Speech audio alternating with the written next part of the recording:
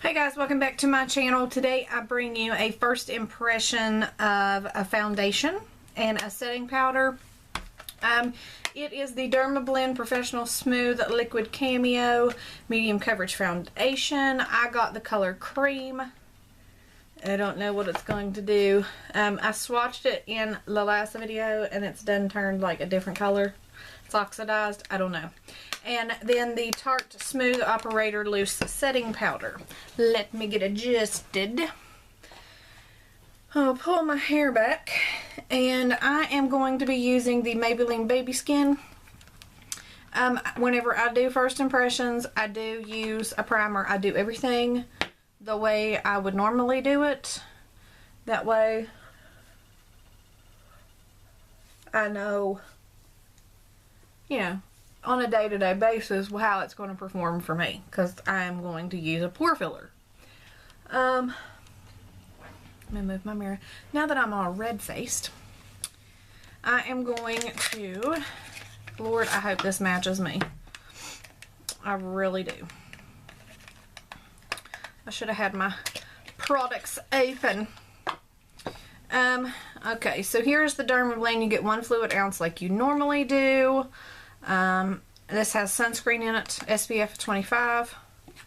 So I'm going to squirt a little bit on the back of my hand, just a little bit. I'm going to do this side with a beauty blender and this side with a brush. So I'm going to start off small, because I don't know how well this will spread and what it will do. Okay, beauty blender.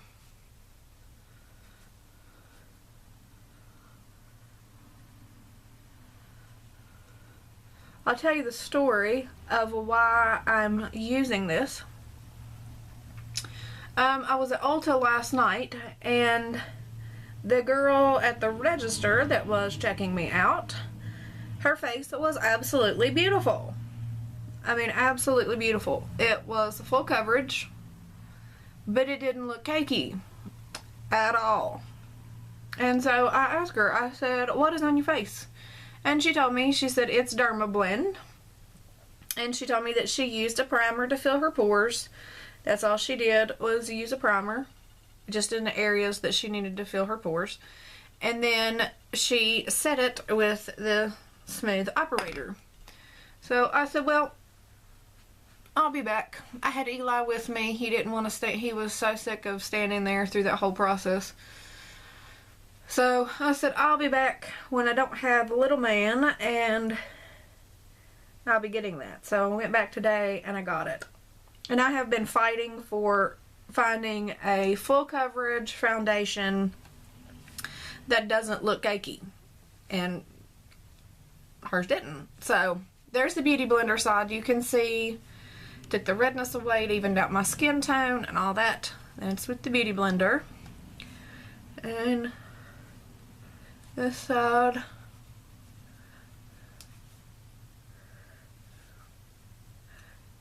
this is just a Morphe angled kabuki that I bought from Haute Look. I think I did a review or a haul on this brush. I mean, it has no name, no number. It's just a Morphe brush.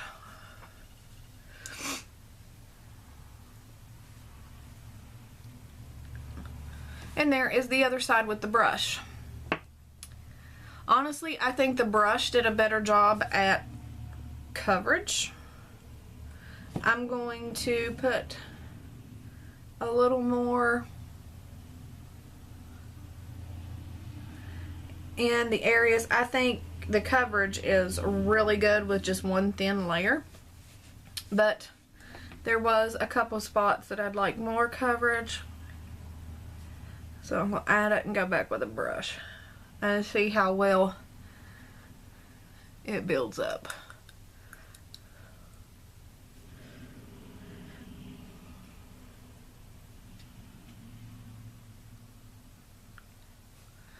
it pretty much covered my dark spot, which that is a major plus for me. I probably...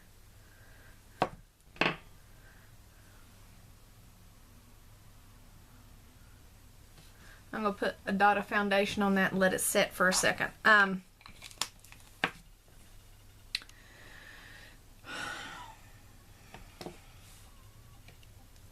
Maybe after I set it, because it is looking just a tad bit cakey on me. Just a tad bit. Yeah, it covered that well. You know, and this is the thing with foundation. Foundation will do differently on everybody. So I'm going to set it with, this is the Real Techniques Duo Fiber Face Brush. I'm going to take a little bit of the translucent in my cap, just a little bit.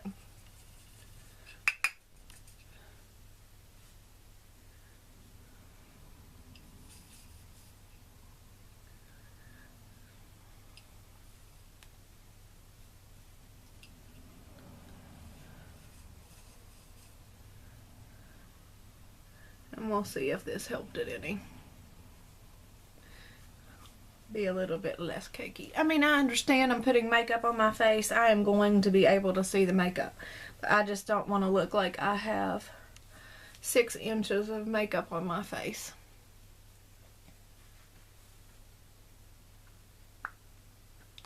That helped it a little bit.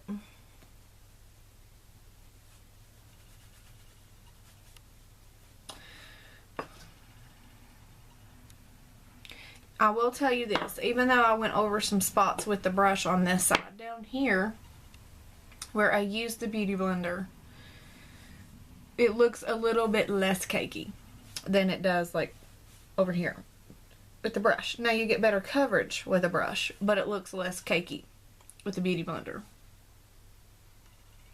Yeah. Way less cakey. And I've also learned that if you go back over with a Beauty Blender, even if you use a sponge. Let me do this.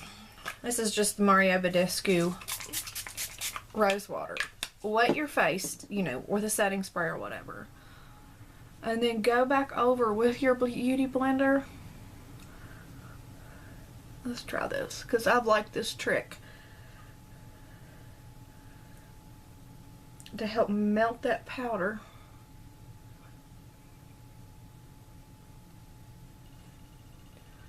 Oh, guys. That helped tremendously. I'm telling you, this is a really good trick. Even if you don't use the Beauty Blender to apply your foundation. Spray with setting powder, or, I mean, setting spray, or like Max Fix Plus, or, you know, something like this.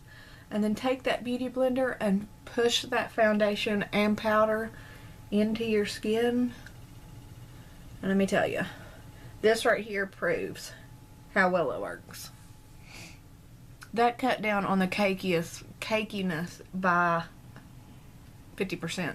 And I still have the coverage. I mean, I still have the coverage. It didn't mess anything up. I like that. I do like that. I think this is my new... If the color just stays right, because like I said on my last video, my haul that I hauled it in, I swatched it right there, and it turned like this funky shade of orange over here on my hand, so we'll have to see if it oxidizes. I am going to put on a blush on top of this just because I want to see how it would react with, you know, other powders and whatnot. So if I can find a blush brush. I'm not contouring or anything. This is the Wet n Wild Rose Champagne. I'm really excited to try this. This will be the first time I've tried it. I hauled this in the video that I hauled the Dermablend too.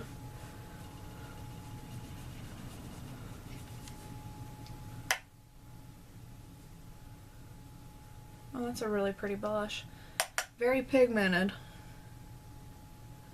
Very pigmented. So I'm just going in with a really light hand. But that's a really pretty blush. It looks weird without a contour on. That's a really pretty blush though. It's got a little bit of shimmer to it, so you wouldn't have to have a highlighter if you're doing a low-key day. Anyway, this is not a video about that. I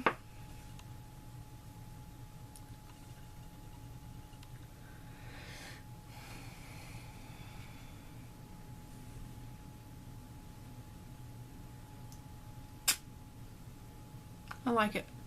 I do. I like it. Yeah, from a distance, it looks very, very flawless. Like, if you get right here to my face, you can still see flaws and stuff and pores, a little bit of pore here and there, and a little bit of, like, makeup on my skin. But ain't nobody gonna be right here on my face, because if they are, then they gonna get back real quick. So, yeah.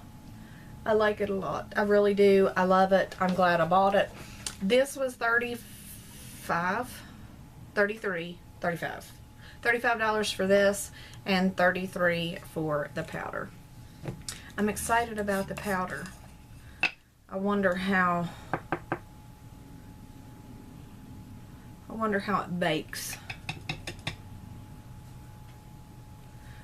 'Cause I have other translucent powders, but whenever I try to bake with them, I'll brush them off and it leaves a terrible white cast on my face. Terrible white cast, like white. So I'm just curious to see how this might do.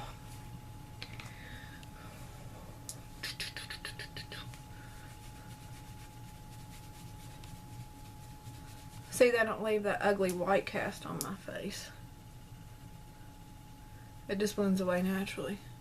And you talk about smooth. Oh my god, it feels so smooth. This powder feels so smooth. And I don't feel tacky. Actually, I feel like there's nothing on my face. Nothing on it. I don't feel tacky. I don't feel sticky. I don't feel nothing. I feel nice, matte, skin-like. Oh, this is great. Let me see. Provides medium coverage for minor to moderate skin issues, rosacea, redness, hyperpigmentation, acne scars, and birthmarks. Smooth liquid camo gives twice the coverage of a classic foundation for up to 16 hours of color wear. That's an awful big claim. Contains camo pigments. A high level of pigments in a super blendable formula for amazing coverage that looks like skin, not makeup, never cakey or masky. Tad bit. Okay, tad bit. But nothing I can't handle. Nothing that anything else ain't worse. I have had worse cake than this. Lightweight texture with a matte finish, all-day hydration, suitable for sensitive skin. Titanium dioxide sunscreen. Broad spectrum SPF 25. Like I said, I like it. I'm happy that I got it. I like it. I can work with this. This is way less cakey than some of the other stuff I've been using. So yeah. Comment down below if you've used either one of these products and what you feel, how you feel about them, and you can even comment about this. And I will see you guys in my next video. And yeah, have a great day. Bye guys.